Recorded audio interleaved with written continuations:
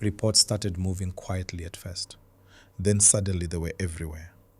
People were sharing messages, screenshots, voice notes, all claiming the same thing: that a powerful foreign military had stepped into Nigeria's long-running security crisis and carried out heavy airstrikes on a Boko Haram camp deep inside Borno state.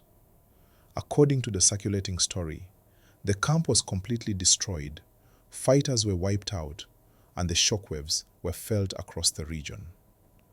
At the same time, the same reports claim that northern leaders were sharply divided over what had happened. Now, as you're listening to this, please remember to like this video and subscribe to the channel, because we bring you these stories in a clear and professional way so you can truly understand what is going on around you. As the story spread, reactions came in fast. Some people felt relief. They said, "At last, someone has hit Boko Haram hard where it hurts." Others were confused. They asked, how did a foreign military get involved in Nigeria's internal security problem? And then there were those who were angry, saying, this should not be happening on Nigerian soil. The conversation quickly moved from the battlefield to politics, sovereignty, and the future of security in the north. What made this story even more interesting was how believable it sounded to many people. For years, Nigerians have watched Boko Haram camps survive repeated attacks, relocate, and reappear. So when people heard that a powerful foreign military with advanced technology had allegedly struck a camp, many felt it finally explained how such a decisive blow could happen. The idea sounded dramatic, strong, and final. Exactly the kind of story that spreads fast online. Please, like this video and subscribe, because understanding stories like this requires calm explanation, not just headlines. On the ground in Borno State, life has never truly returned to normal. Communities have lived with fear for years. Farmers worry about going to their fields. Traders fear traveling long distances. Families sleep with one eye open, always listening for strange sounds in the night. So any news about Boko Haram, especially news suggesting their camps have been destroyed, instantly captures attention. Hope mixes with doubt, and people start asking serious questions. But here is where the story becomes more complex and more important to understand. When you slow everything down and look closely at what is actually happening, you begin to see that the situation is not as simple as one headline suggests. There is a big difference between online claims and confirmed actions. And this difference matters, especially in a country like Nigeria, where rumors can easily inflame tensions.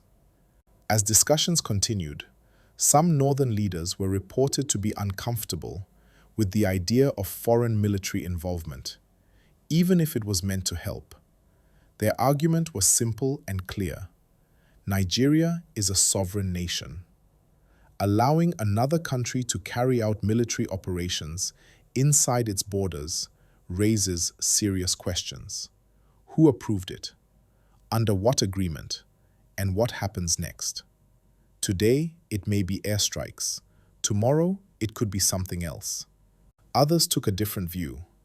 They argued that Boko Haram has killed too many people, destroyed too many communities, and weakened the region for too long. According to them, if external support can reduce the strength of these groups and save innocent lives, then it should not be rejected outright. To them, the priority is safety, not pride. Please don't forget to like this video and subscribe, because these are the kinds of conversations that shape the future. This division of opinion is not new. It has existed for years, especially whenever the topic of foreign assistance comes up.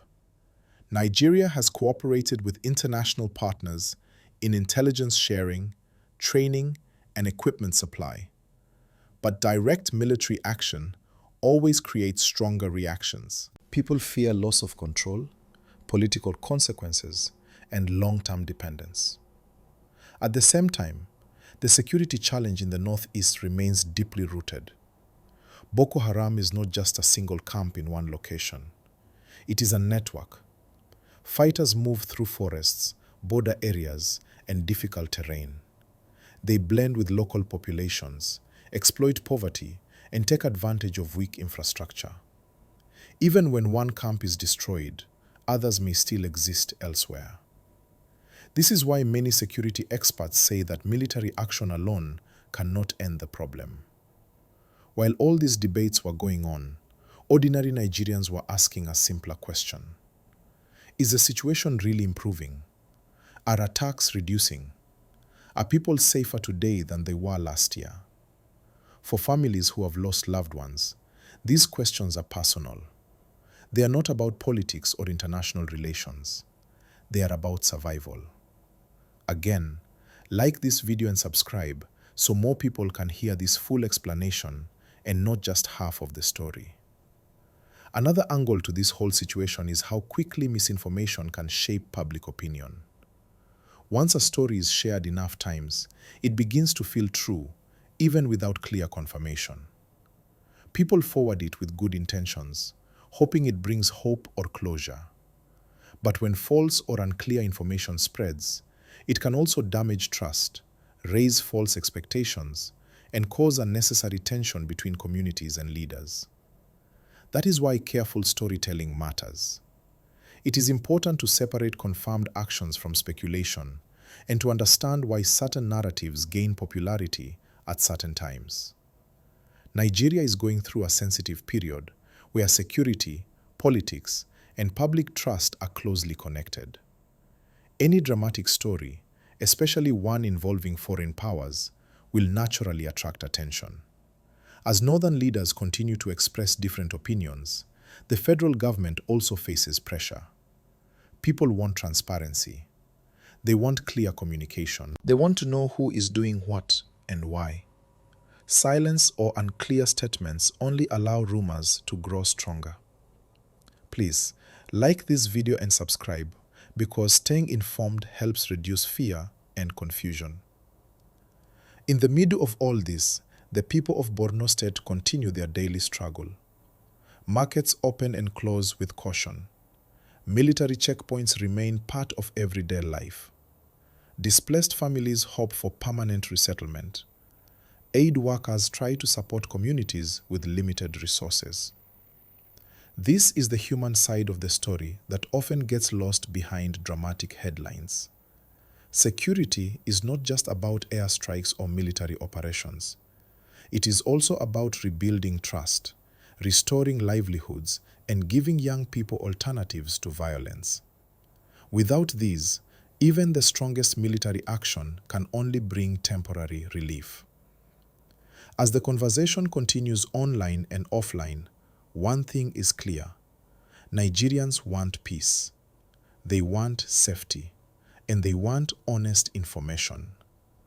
Whether help comes from within or through cooperation with others, people want to see real results, not just stories that sound good for a moment. Before I continue with the deeper political implications, regional reactions, and what this could mean for the future of security in northern Nigeria, please like this video and subscribe to the channel so you don't miss any part of this gist.